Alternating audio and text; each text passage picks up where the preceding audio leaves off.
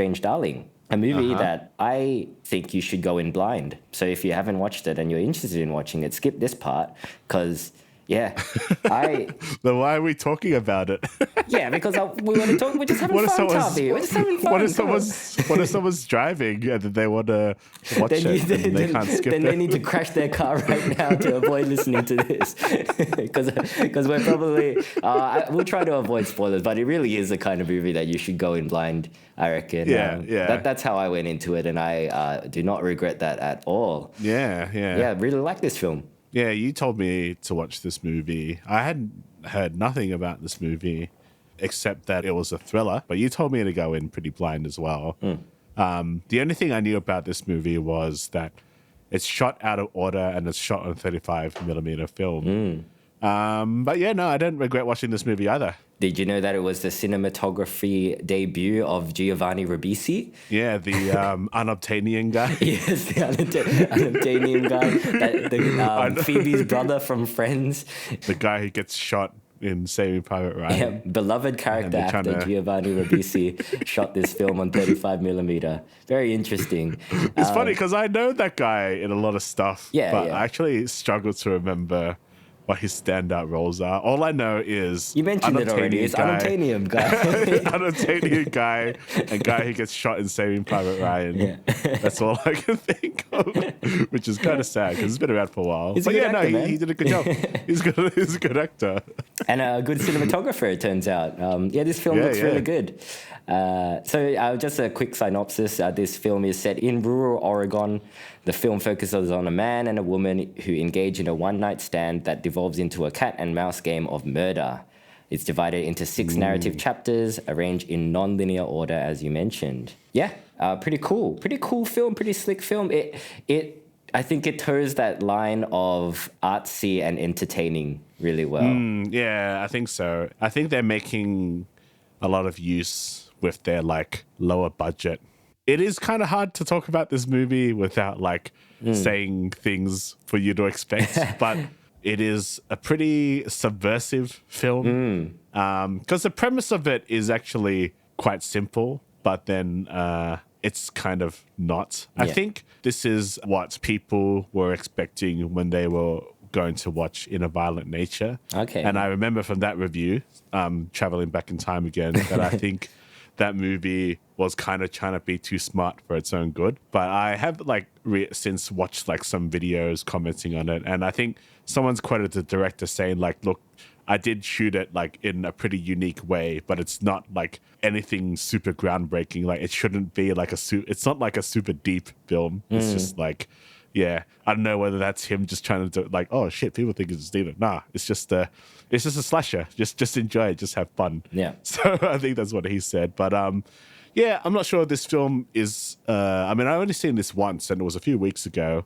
whether or not it has I guess there might be some social commentary. Oh, there's definitely social commentary. Yeah. Just trying to think about it now. Yeah, that I can't strong really women, explain. Tavi. Strong women. Strong women. But it was when I first started watching the film and it's shot in 35mm and it looks like that and then the title credits pop up and it's Willa Fitzgerald as the lady, in that kind of font. I kind of rolled my eyes a little bit because I was oh man, this is going to be a real wanky film. But it isn't really, I don't think. I think it's very easy to digest even if you're not. I think so, yeah. Even if you're not that much of a filmie. Yeah, very easy to digest actually. I don't think there's anything that is difficult to understand about this movie. Well, the non-linear format might throw people off, but it's still pretty easy to follow. Guess. Yeah. I don't know. It's just this movie is just really easy to follow, and if you can't follow it, then I don't know. I don't know how to help you, man. No, it's fun. I think the performances are really fun as well, and the good chemistry. Yeah, the chemistry between the two leads, and the actors are not super well known, I think. No, I haven't seen nor heard of them. I've seen Willa Fitzgerald in that season of Reacher that I watched. She's in that. Okay, yeah. She was all right in that. I don't know Kyle Gallner, who is credited as the demon, but he kind of looks like just an Aussie bloke, you know? Yeah. Is he Aussie though? Let's have a look. No, he's American according to Wiki. Yeah. He was in Veronica Mars and Smallville. He's been acting for a little while, it seems.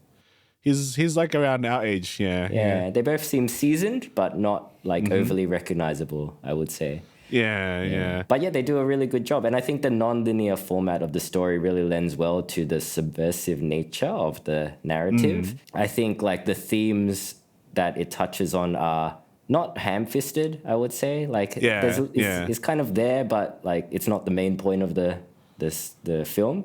I think the main point of the film is just to entertain with like a fairly by the numbers story that's told in a different way, I guess. Yeah, it's told in a different way. Like I think you were saying, like it is. I think this is a pretty slick film, and even the quiet moments are still quite fun to watch, and the elements of it are quite tense still. If you see them, it's hard to describe without spoiling. But when you watch them, even the quiet moments are very tense. Yeah. Even though it has a modest budget, and you can tell that there is a budget to like the action, but it paces itself quite well. It's never boring. It's pretty grisly at times. And pretty funny at times as well, I would say. Yeah, I think so. Yeah. There's like this, there's these two characters that are like hippies that live in the hills, and there's like a whole scene dedicated to them making this disgusting breakfast. It's kind of filmed like top down on the van, and it's great. It's so good. It's a very American breakfast, even though they're hippies. Yeah. Yeah, funny stuff. Some Americans would love that shit, man. What is it? It's like sausages and I think if you've been smoking weed syrups for like several decades, you'd love that kind of breakfast. Yeah, that got a bit of a chuckle in our audience as well. But yeah, like go watch this movie if it's still out there by the time this. I think it actually has been released digitally now. It's not a bad streaming film as well, I reckon. If you haven't been able to catch it in theaters. It's pretty short, so if your brain is still like on TikTok juice, you might be able to sit through it. Unless, there's no skibbity in it, so you can't like if you're that far gone, then I can't help you either. Yeah. There is a toilet in it. Oh yeah. But no, go check it out. Like I think this is a really cool movie. It's kind of like an underrated film of the year. There's not that much buzz about it. Like again, like I didn't know about it until you told me to watch it, and I enjoy it. Yeah, I don't think it's anything like hugely groundbreaking or anything, but it's very entertaining. I found it like a very entertaining film, and pretty good craft as well, I'd say. Strong vision.